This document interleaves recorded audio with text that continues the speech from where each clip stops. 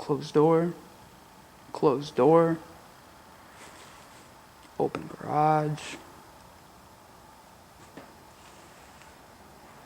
garage rolling doors,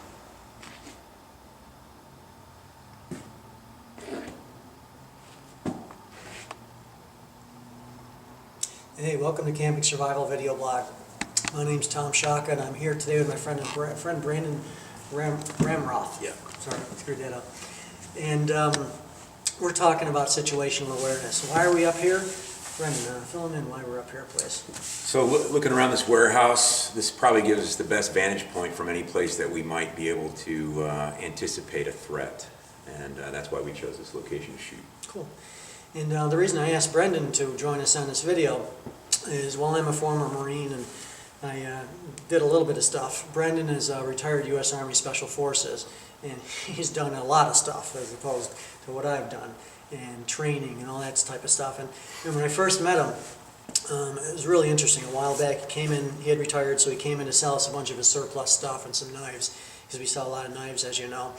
And I'm vigilant about situational awareness and things like having my back to a door and that type of thing. So as I'm in this room with him, we're going over his product, I kept noticing that the dude is just amazing at keeping his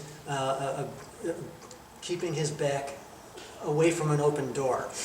And I kept finding myself with my back to the open door. It's so uncomfortable. I kept having to position myself, and he was just accepting that. It just comes naturally. And that happens after a lot of training and that type of thing.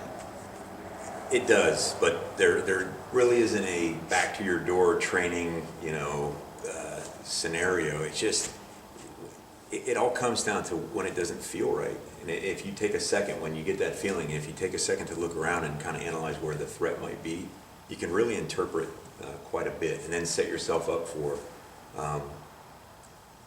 the inevitable. And I think in certain situations, like YouTube, if you watch a lot of people that fall victim or prey to other people that are actively trying to take advantage of people, it's because they let their guard down and they don't have situational awareness. That can be anything from choosing the wrong location in a restaurant to sit, not being able to protect yourself or your family.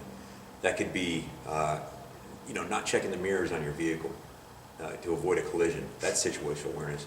People in this day and age, everybody has their cell phone 5 inches from their face, and they're just doing whatever they need to do to stay connected. They have no situational awareness, and 9 times out of 10 they run into accidents. They run they get manipulated somehow. So yeah, it's frustrating. I think I mentioned to you the other day the earbuds in public thing. For the life of me, I cannot figure out why anyone would have earbuds on in public. And just within about a week and a half, I startled 4 people unintentionally who had earbuds and are sitting with their, or standing rather, walking with their face into a phone. Pay attention, everything's going on in this world. You want to have all your senses, you want to be alert. I mean, so what type of, I don't know, is there any type of training in all years of training that covers situational awareness, or does that just come because, one, it's who you are, like I'm that way but not as good as you are, or how does that happen for you? well, I think it started from learning how to clear rooms and clear buildings. There are more dangerous locations when you're doing that. Obviously a doorway, that's where the threat is going to come in.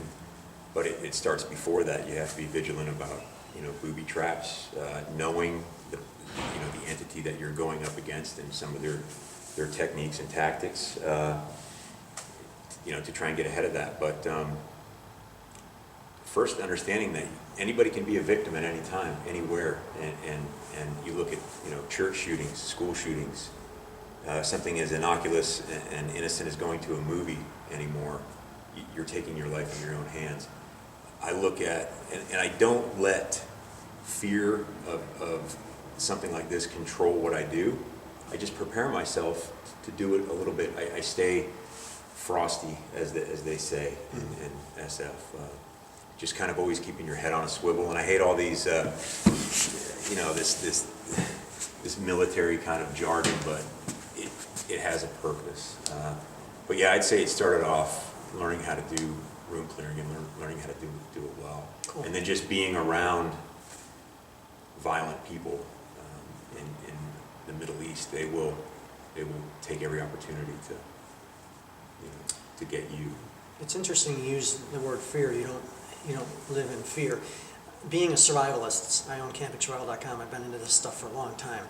Part of being a survivalist is looking at everything that can happen. And I get excited about that. For some reason, when I talk to people about it, it makes some people afraid. Thinking about the end of the world, and I love to read post-apocalyptic fiction. But I don't live in fear.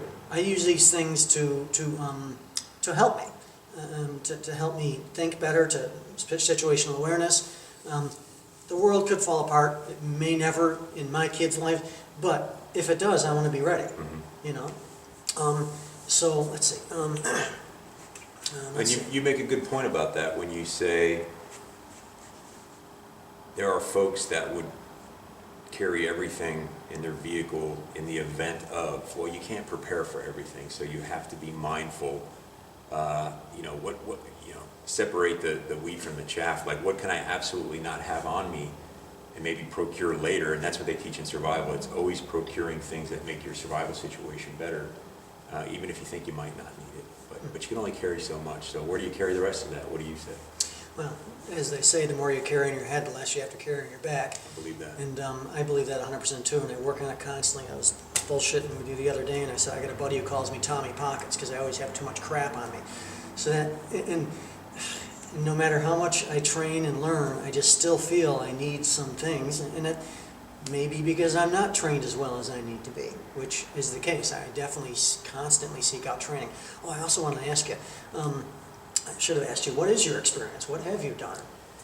Oh boy, about 27 years in special operations, all in the Army, working around some great folks, other services as well. I'll throw that out there. Everything from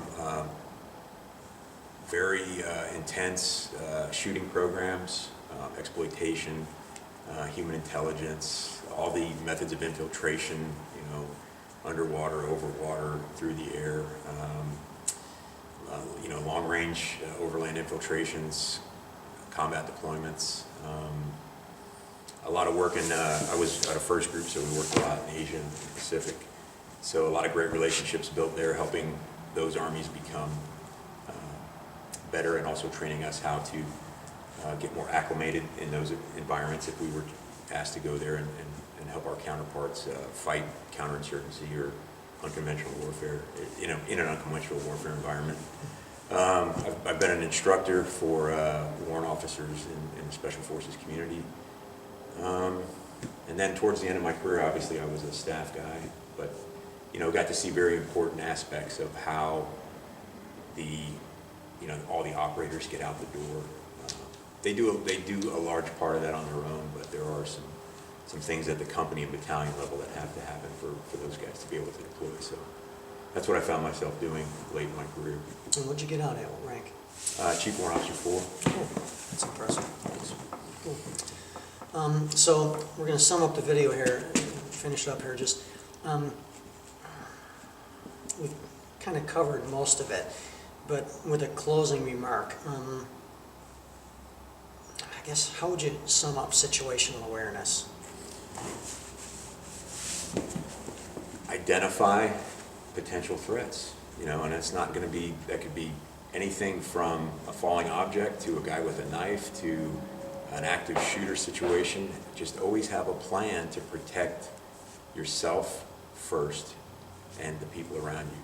I'd say self, family, and then those around you. And people think, they see this or they hear this and they think, oh, these guys are, they're prone to violence. They're just, adrenaline, violent type people. And it's not that. It's just never becoming a victim, And I tell people this: when my kids and I go and sit in a movie theater, when we sit down, I tell my girls, do you see where the exits are? Yes, I do. I say, if you hear anything that sounds like gunfire, I want you to lay flat on the ground, and I do not want you to get up until Dad comes and picks you up. Then it's okay. If I don't do that, there's a reason for it, because I'm off doing other things. But that's just how I think, And that could be at church. Do I carry in church? Of course I carry in church. I've heard on 3 different occasions, in an active shooter situation where somebody said, well, I was on my way out to my truck to get my gun. I've had people question me about having firearms in my kids' sporting events when they were in high school. Do you think this is an appropriate place to have a firearm? And I said, I think it's the absolute most important, appropriate place to have a firearm. kids. This is where it's going to happen. Yeah. He's like, and the guy said, well, I've got my pistol out in my truck. I said, it's not going to do it. It'll all be over with by the time you go get that pistol. So, be prepared to maybe take a little bit of pushback. Be able to explain yourself. And at the very least, if you go to an establishment and it says do not carry in this establishment, don't carry in that establishment. I mean, just be respectful of the rules.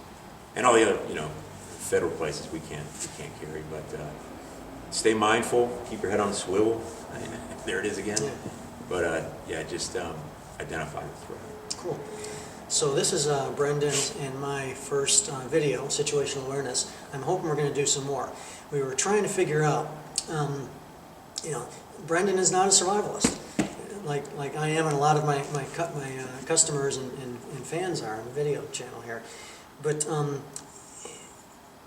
I think he's probably more prepared for survival in the things that he does. He lives on a farm, he hunts, he's incredibly well trained, and you can tell. I think he'd do pretty well in the survival situation, even without all the stuff we have stocked up on.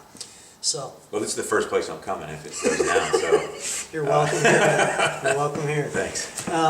So we got to figure out what our next video is going to be about, and if you want to, put some comments down below. We'd love to hear your ideas and what he and I should do a video on next. And anything else, or are we good to go? No, I'd just like to say, Tom, thanks for the opportunity for bringing me in today, man. I really enjoyed it. And I'm so glad you did. It's not that, I don't think prepping and survival and everything that you're involved in is important. I think it's absolutely important, and good on you for having an outlet for people to come and take advantage of that. I just wouldn't know how to start, and I probably should do a little bit better. Where I have it up here, I don't have it in stock or surplus, so we both could probably tend Work to together, actually. Yeah, key off of each other and prepare better. So. Yeah. So thanks for visiting our Camping Survival video blog, and stay sharp.